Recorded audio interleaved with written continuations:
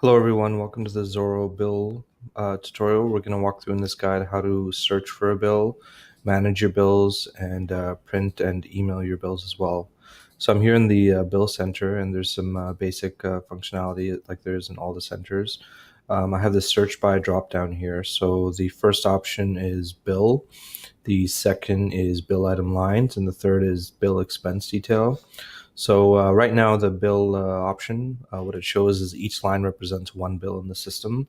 And the second option is bill item details. So if you select that, what it'll do is it'll pull up all the item lines for all the bills in the system. So this represents all the lines from all bills in the system. So this view is usually handy if you want to find out which PO is attached to which bill. So for example, I can pull this view, do an advanced search, look up PO, and put in my PO number, and I can see which bill got generated out of which PO.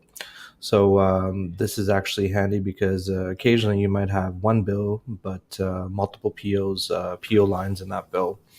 The third view is very similar, but it's for any expense lines on a bill. So it's going to display any expense lines that you may have for a bill. The most common view that you're going to use is probably the first one where it's just bill. So if I open a bill, I'll actually show you the print and email functionality. It works very similarly to other modules. So I can click here and basically print off a copy of my bill here. I can click on this little mailbox button, and that from here I can actually email the bill. So I can add it to my queue or add in preview if I want to send the bill off immediately to somebody. You have these options available as well if you open a bill. So if I edit the bill in any window, I can actually print the bill from here, and the email capabilities are here as well.